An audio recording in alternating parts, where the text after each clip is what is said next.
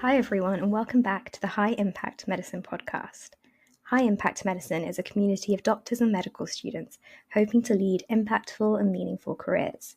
This podcast chats to medical doctors pursuing diverse career paths, ranging from public health, entrepreneurship, humanitarian medicine, and so much more.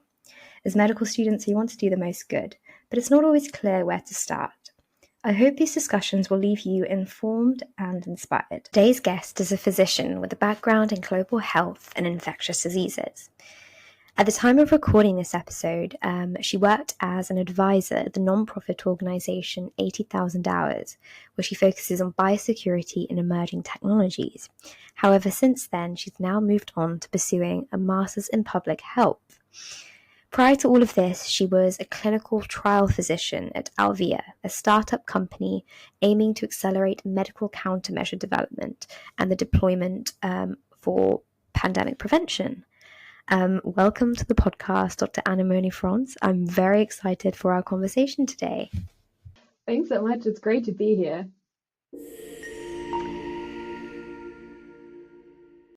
Can you give us a broad overview of your career path, starting at medical school to where you are today? Yeah, sure. So I am German. So I did all of my medical school in Germany. Basically, there were two factors that led me to decide to study medicine. Like one, in Germany, we don't really have elite universities. So if you have good grades, you do med school. And the other thing is like I always wanted to do good with my career, and becoming a doctor just like seemed an obvious way to do that. And yeah, so I studied medicine. Like for at least half of my time at medical school, I thought I would be a practicing clinician, maybe do some research on the side. But I never really thought of alternatives. And then I read this book, Doing Good Better by William McGaskill, which talks about different ways to use your career and your resources to do good. And there's an entire chapter dedicated to analyzing how much good a physician in a country like, for example, Germany or the UK can do. And so long story short, like in the end, it turns out like a physician in a country with a good healthcare system will save a few lives over the course of their career, which is obviously amazing, but probably like less than most people think when they think about becoming a physician. And so I started to question my career path a bit and thought about alternatives. Then for a while, like focused a bit more on global health, infectious diseases, did my doctoral thesis on neglected tropical diseases because I thought, well, like focusing on something that is more neglected, I could potentially like scale up my expected impact. Then during the final year of medical school, I also like read a lot of the 80,000 Hours content, listened to a lot of podcasts while working in the lab, and engaged more with biosecurity as an idea and as a potential career path. And then also like COVID started, and I got this offer to join this startup company working in biotech right after I graduated. And yeah, this is how I got into biosecurity. Yeah, thank you for that overview. So it sounds like this book, Doing Good Better, really was the starting point for your thinking about alternative career paths or maybe a less conventional clinical career. And that's really interesting. I'll link this book in the show notes. What was your experience like going from med school to working at a bio startup? What was that like? Yeah, so my time at the startup was just amazing. I really, really enjoyed it. I think the process of really considering alternatives to a clinical career after I'd like spent so many years working towards this, always having this clear picture of seeing myself as a practicing clinician. So I really struggled to let go of this like image of myself. And now obviously it's also like a lot harder to explain to people what I do. And so people are still like my family is still very confused, for example. So yeah, it was just a very long process of over several years. But in the end, I think like working at a startup was a really good fit for me, like personality wise. It was very exciting. It was also during COVID. We were working on vaccine platforms, so it seemed super relevant. It seemed like, even I, as a single person, could potentially like help to make a difference.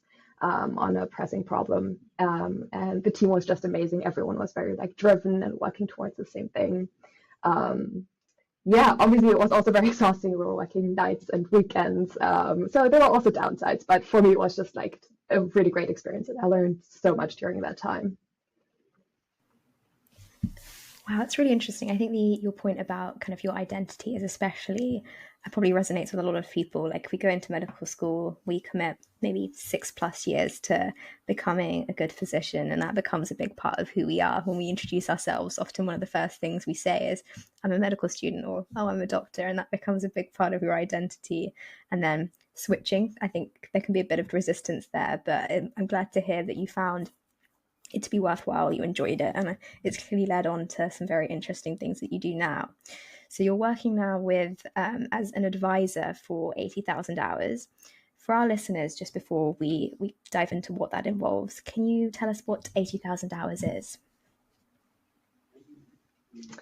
Yeah, okay, so 80,000 Hours is a nonprofit organization based in London, and they've existed for about a bit over a decade now. And we do research on what we think are the most pressing problems we are facing today, and how we can use our careers to solve them.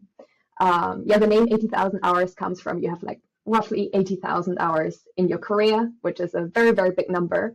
And so spending some time thinking deliberately about like how to use your career, if you are interested in having a positive impact with in your life, can be like worth the effort, because I think a lot of people choose career paths more based on interests or intuitions or what other people tell them to do. And I think sometimes that can turn out like great. Going for what you find interesting can be a good heuristic, but I think it can just differ a lot how much of an impact you will actually like have in your career, depending on which path you choose to go down. Okay, so what would your role be as an advisor? Kind of what does day-to-day look like for you? Yeah, so like at 80,000 Hours, we have different products. We have a website where we like publish all our research on like what we think the most pressing problems are, and we have a career guide, for example, to help people like think through career decisions. We have a podcast where we publish episodes on different, where we interview different experts. We have a job board, and then we have the advising team, which I'm part of, where we do one-on-one career advice with people who are interested in having careers who are interested in having very impactful careers, and they can apply to speak with us, and then we have a conversation where we think through their different options, and like kind of give them some tools to think through this decision. Okay. And kind of what was your transition like? So just to fill in the timeline from working at the startup to 80,000 hours, how did you make that transition and how did that happen? Yeah, so I worked at Alvia, the startup, for about a year. And then in early, I think it was 2022, things started to change. It wasn't the greatest time for biotech organizations. A lot of things in the funding landscape changed. And so Alvia had to first like downscale, and then now it doesn't exist anymore. And so during that time, I was just like looking for new jobs. I hadn't really thought very strategically about my next steps. And then I had spoken to 80,000 Hours as an advisee a couple of years before, and got back in touch with my advisor to like ask them what I should be doing next. And then they told me that they were hiring, and and recommended I should apply for this position. And so this is how I ended up. That's it's a great story of how, so all those connections that you make and kind of people that can guide you clearly very, very helpful later on. Yeah, absolutely. I think this has been like a big part in like my so far very short career, meeting people, like networking, as being like very influential in me like finding out what to do next. Also like getting inputs, finding out about things I didn't know about before, and then yeah, like finding opportunities like that I wouldn't otherwise have known about. And kind of as your role as an advisor, so you have conversations with people who might be maybe at a crossroad in their career. Do you sort of have like general advice you give them, or are there specific careers that you guide them towards, or is it very kind of what are the sorts of things you would tell someone? Yeah, we definitely do have like some frameworks we like to use, but in the end, it is very individual.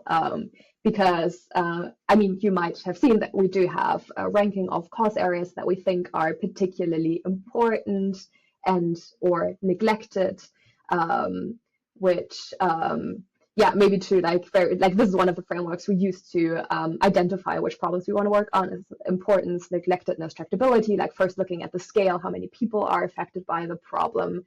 Then neglectedness is important when you think about like how much can I as an individual contribute to this problem. If it is already like a very well researched area with a lot of talent, the chances of you making a real difference are like a lot lower compared with if you go into an area that is less well resourced and where there's less talent pouring into it. And so we do have this ranking, and so often people think we're just going to push them to work on our top problem.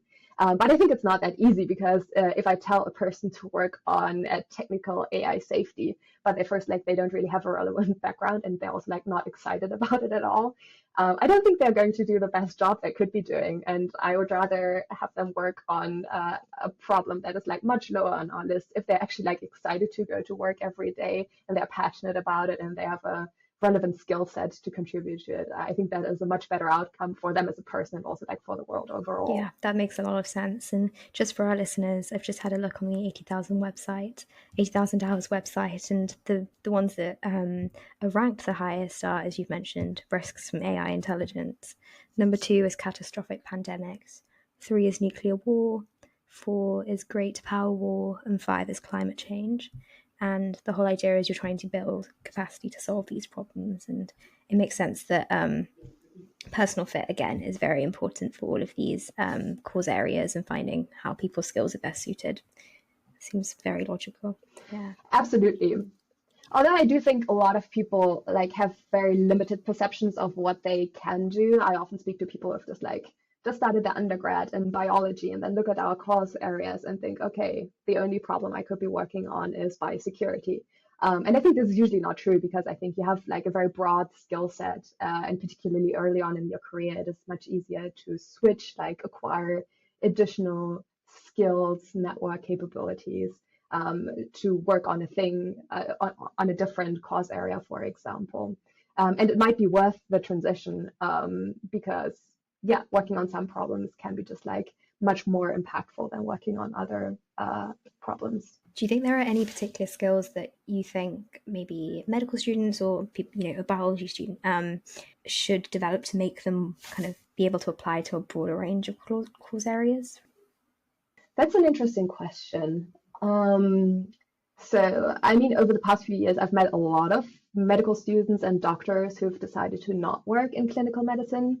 But I met most of these people only like over the last few years, because like during med school, everyone was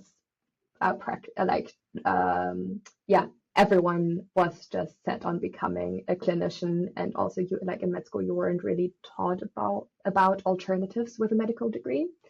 But so I only realized recently that a medical degree is actually quite valuable and opens a lot of doors to different careers. I think like the most obvious is like just going into research, but also it can be useful for policy careers. There are a bunch of like successful entrepreneurs. I think Lucia Coulter was on your podcast previously.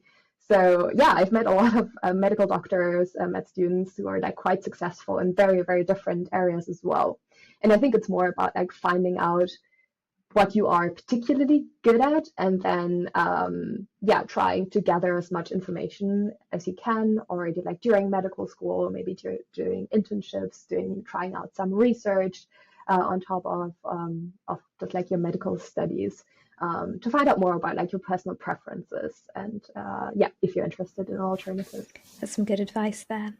I might just add in here before, just for our listeners, In case anyone wasn't aware, but biosecurity is essentially a field that focuses on, it's classically been referred to for kind of biological weapons and bioterrorism, but now covers a diverse range of sectors, including biological laboratory risks and infectious disease prevention in both animal and public health. And part of your interest is pandemic prevention, which is what Alvia focused on.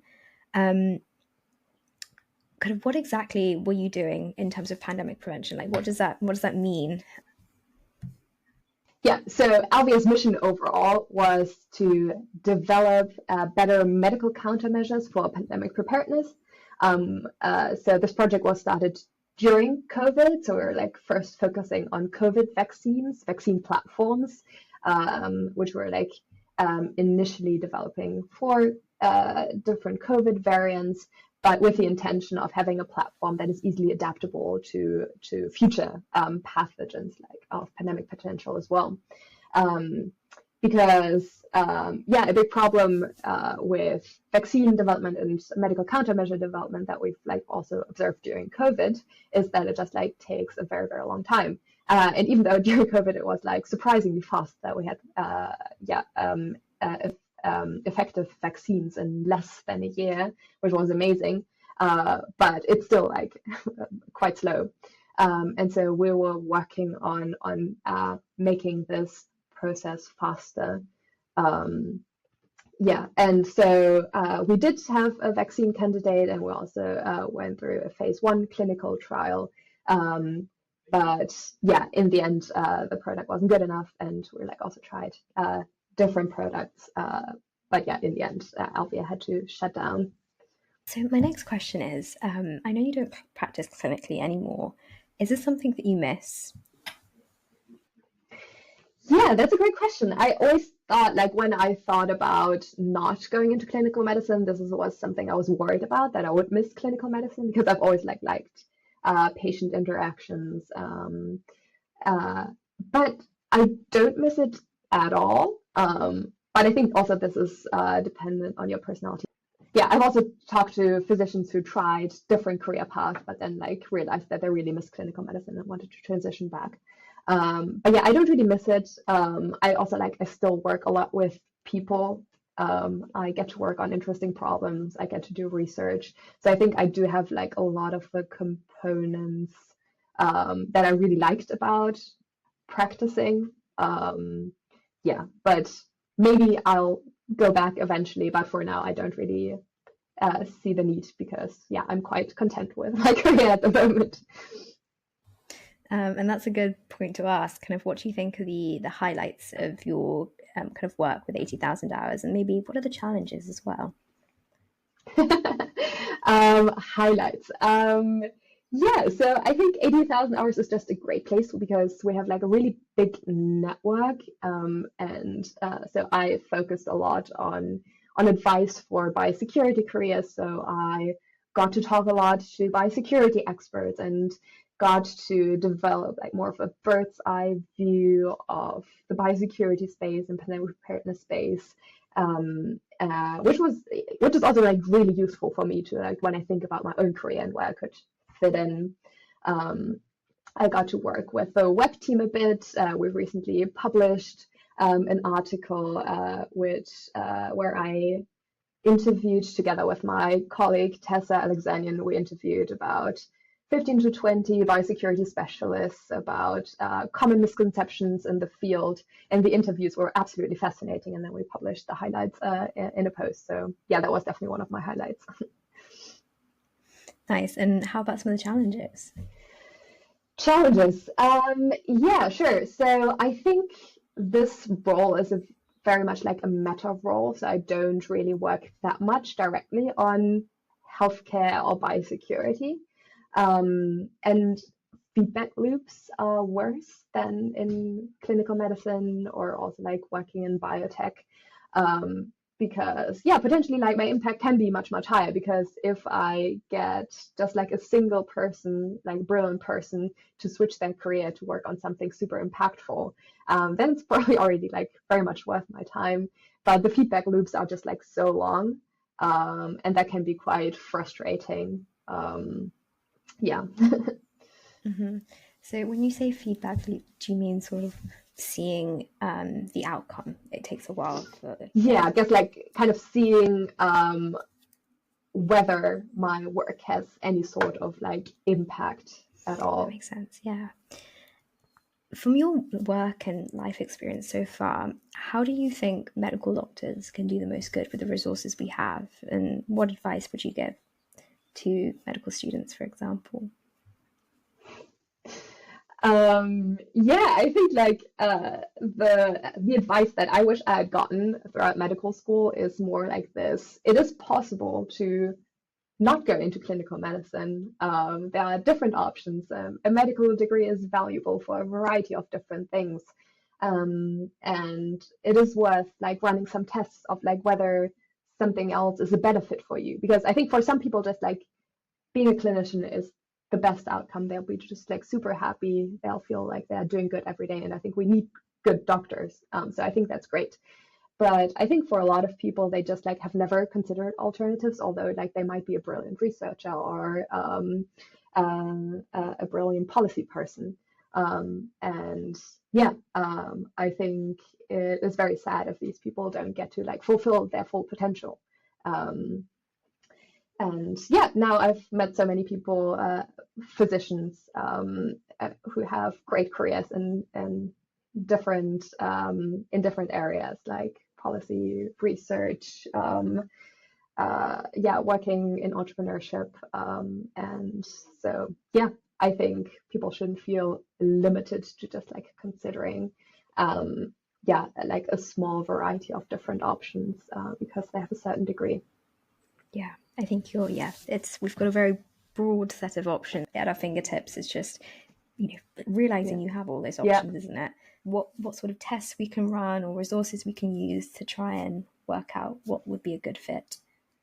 Yeah, absolutely. I think like the 80,000 hours website is a great starting point. We do have a career guide, which you can go through in a few days, which kind of gives you some guidelines on how to think about your career strategically. We do have a problem profile on biosecurity as well, and global health. So I think these are good starting points. And there's also like a bunch of biosecurity resources I really like. Yeah, you can probably also like link to them in the show notes. For example, I often recommend reading the Apollo report, which was published by the Bipartisan Commission on Biodefense, and it gives a great overview of different technical interventions for pandemic preparedness. Another resource I often recommend is our podcast interview with Tom Inglesby, who is the director of the Center for Health Security at Johns Hopkins. And yeah, I think it's just like a very nice interview about policy careers with a medical background.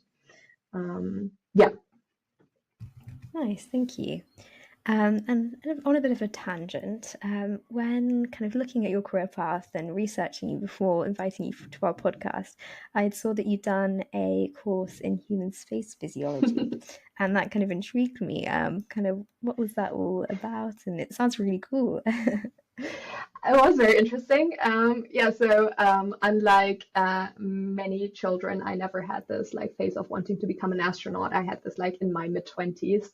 I read an article on SpaceX and then was really excited about working somewhere like in the space industry.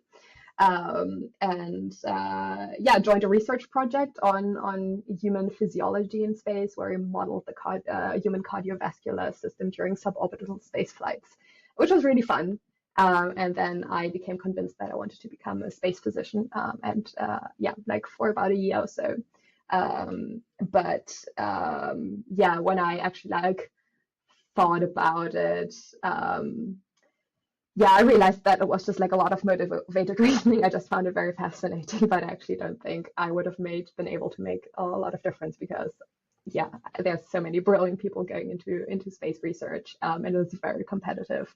Um, so yeah, in the end, I decided that probably like focusing on neglected tropical diseases or biosecurity would be a better way for me to go. That's so cool. Regardless, I think that's what's really interesting about your whole career is that by the sounds of it, you've been thinking about your impact and kind of the neglectedness of cause areas right from the very start. And that's kind of been your guiding compass throughout your career. It's like, how much impact will I have? Kind of steering your career in that direction. So it all seems very intentional, which I find really interesting. And I guess that could be something that students can do now as well, after listening to these sorts of podcasts and 80,000 hours and all these resources that we now have at our fingertips that maybe people didn't have 20, 30 years ago. So I guess we're quite lucky in that sense. Yeah, absolutely. I mean, I wish I had come across these resources earlier, because I studied at least like half of medical school before coming across this and before thinking about this deliberately. Also, like going into space research, also that was more like, okay, I'm excited to look into this, but it wasn't really a strategic decision. And I think sometimes it's also like fine to go with what like you find really exciting and interesting. But yeah, just like overall thinking more deliberately about your career and where you want to end up. And I find this like very, very helpful overall. Mm-hmm. Yeah, and hopefully the ideal situation is something impactful that you also find really interesting, Yeah. and then that's when you've hit the gold mine. Yeah. Great. And one last question to sort of wrap up our discussion today. For medical students kind of interested in your career and maybe want to follow in your footsteps, or the cause areas that you're interested in, what's one thing you would recommend reading or listening to? Maybe like one more book I really liked is Biosecurity Dilemmas, which, yeah, I guess you can also like link to that. But apart from that, yeah, I think the 80,000 hours website is a great starting point, and a lot of our podcast episodes, we have a lot of them on biosecurity, on global health as well. And I think a lot of them are very interesting. Awesome. Thank you. I'll have all of those linked in the show notes, and the link to the 80,000 hours podcast, which I'm sure has some great episodes for people interested in biosecurity and beyond. So thank you so much, Anemone, for this very interesting discussion. It was really interesting to see how this book that got you thinking about impact and neglectedness and the tractability of all these problems triggered kind of your career path and really steered it away from clinical medicine to something very, very different. You worked at a startup in pandemic preparedness, and now you're working as an advisor at 80,000 hours. We've talked a lot about the different resources we can use, and your biggest piece of advice is don't be limited by the kind of straight path of medical school. There are lots of different options in front of you, and a great resource is 80,000 hours to explore your career potential. Thank you so much again. It was lovely chatting. No, it was really great being here and speaking with you. And yeah, I think it's so great having having podcasts like that actually like engage with how we as physicians can do the most good. And I think that's very exciting. Thanks so much for having me.